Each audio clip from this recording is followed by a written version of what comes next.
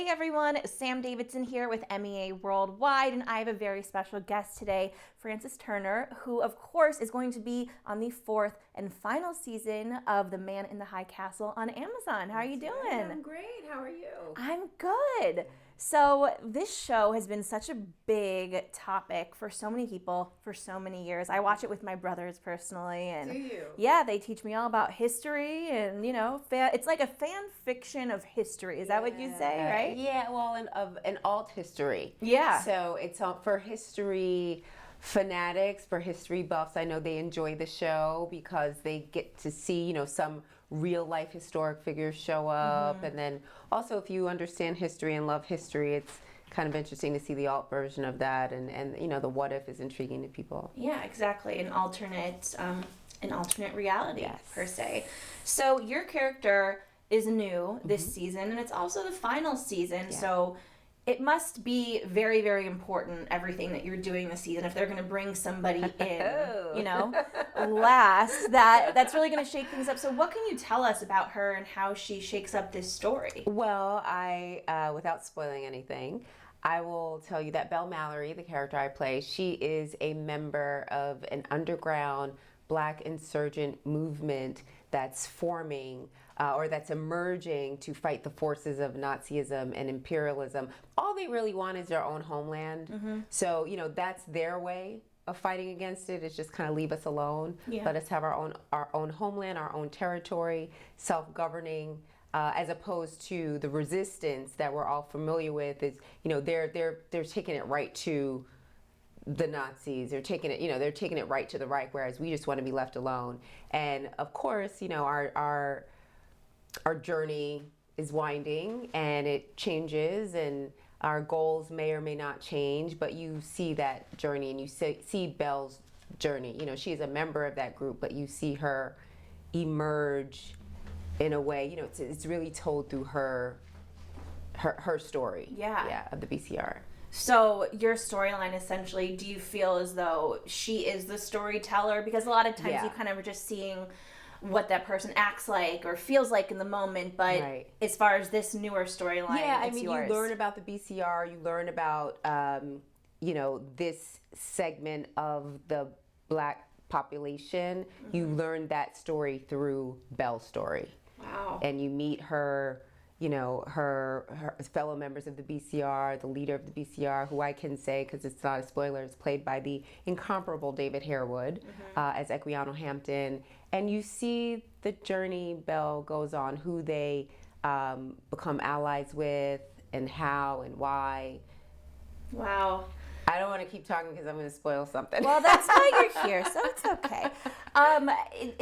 Was Belle Mallory, is that a fictional name, or is there a specific person that, She's fictional. So she's fictional, but she's very loosely based on Angela Davis. Right, that's what I thought. Yeah. Mm-hmm.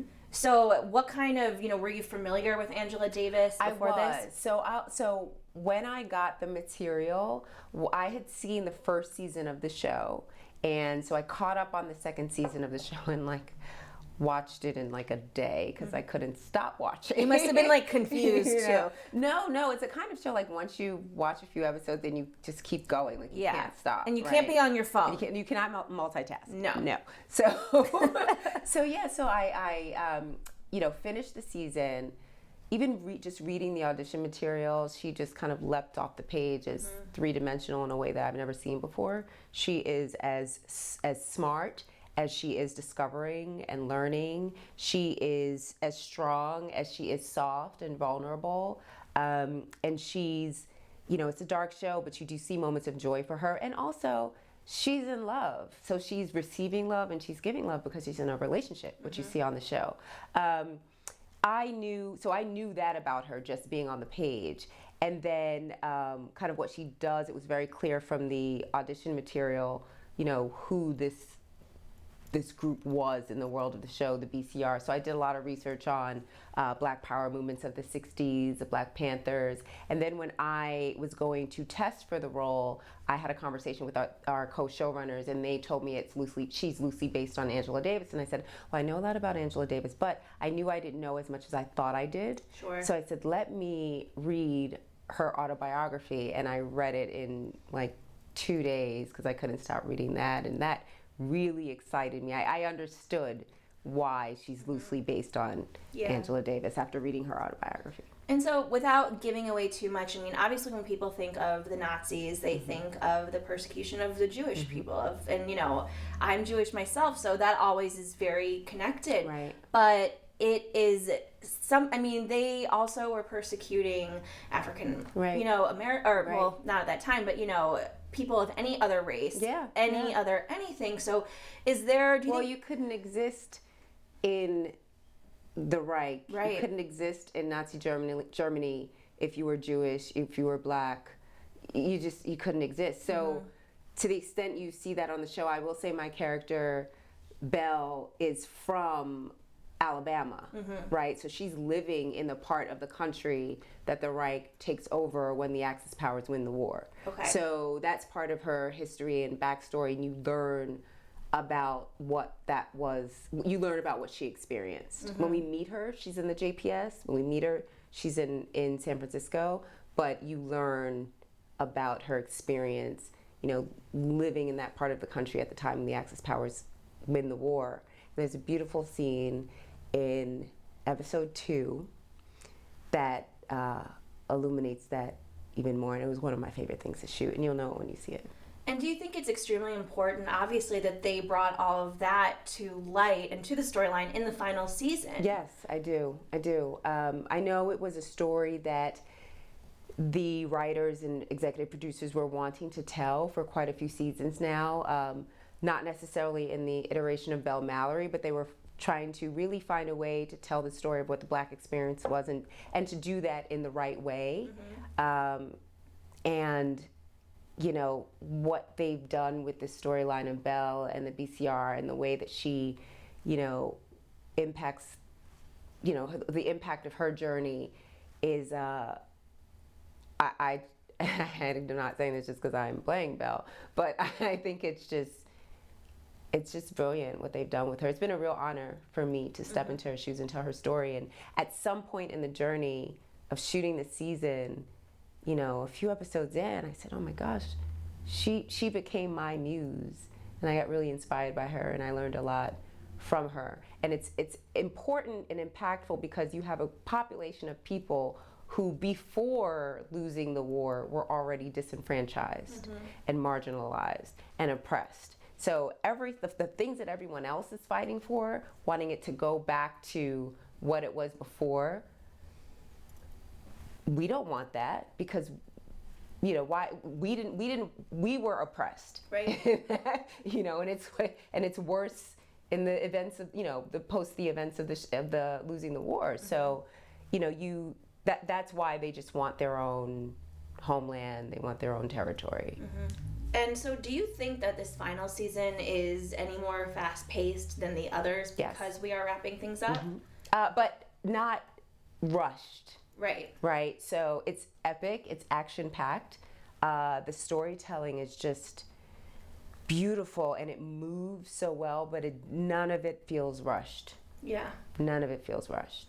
Because the writers, the executive producers, they knew going into the season that this was the final season. So they were really writing towards a real conclusion. And I know that you, as a human being, I mean, you were a lawyer, which is extremely fascinating, and you left that to become an actress. Can you tell me a little bit about how maybe your past of who you are for kind of fighting for things, fighting for people, impacted you maybe getting this role and that attracting people? Well, I will say that, you know, going to undergrad and then law school and practicing as a lawyer in a law firm, you know, my research skills, my ability to like study, and my natural desire for like specificity and research kind of works well for me as an actor, because research is a huge part of how I prepare for every audition, like down to the specifics. So the things I did in research when I got the material for this role, I mean, took myself through like 8th grade history in terms of like a refresher on how we got to the real World War I to World War II, and then so that I can understand that flipped in my mind, the rise of Nazi Germany, the rise of Hitler, eugenics, anti-Black racism in Japan, you know, everything, right? So that part of my brain kind of lends itself well to being, that part of acting, like the research and specificity. Yeah. But I think having transitioned from law to being an artist, being an actor, it's not without work and hard work, and I knew that going into it.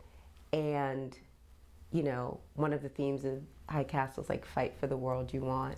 And for me, it's like personally fighting for the career that I want, fighting to do the kind of work that I really want to do, that really tells meaningful stories. Yeah.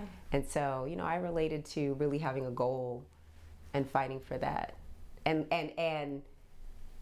the journey of that, because that's the wonderful thing about Belle, right? Like you really see her go on a journey, and you see the qualities that she has in herself before she might even be aware of them. Yeah. And this is a period piece, obviously, and it's also science fiction. Mm-hmm. What do you think, though, specifically about your story that is going to relate to audiences of today?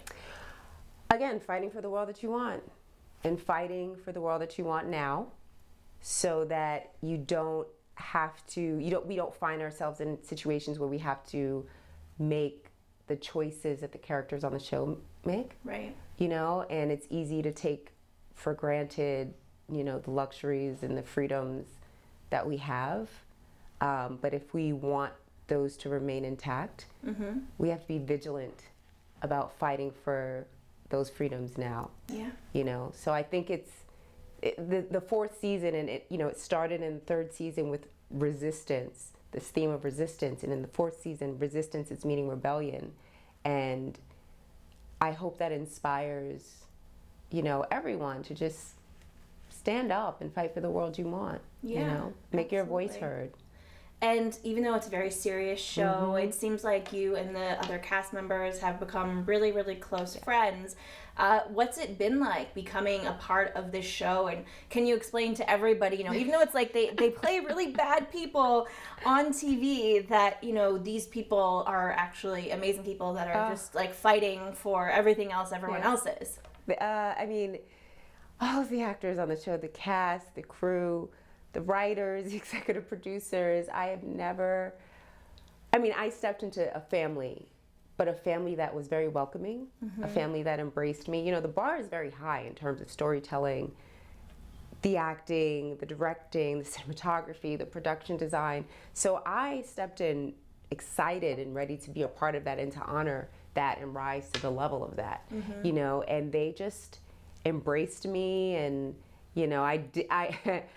I tell Joel all the time, I've never met a person who is more different than the character they play on TV. It's like you'd hope so, right? And everyone is just lovely and supportive. And every time we get together, whether it's Comic-Con or whatever to promote the show, it's like a family reunion, a reunion of friends, because you don't always get to work with everyone. Mm-hmm. Because of the nature of the storyline. Absolutely. Mm-hmm. And so I'm sure once the fourth season comes out, you're going to have a lot more fans probably than you did before, a lot of people watching what you're doing. And mm-hmm. so what are you going to be doing next? And how did this kind of, help catapult you into that? Well, I can't talk about what I have coming up. I can't share that yet. But I think when the fans see season 4 and just how multi-layered Belle is, I hope they enjoy her story. I hope they enjoy what I've done with the character, and how I've honored the words of the writers and the intention of the story. And I hope they fall in love with her, because I fell in love with her. Wow. And I find her very human, but inspirational as well. Awesome. Yeah.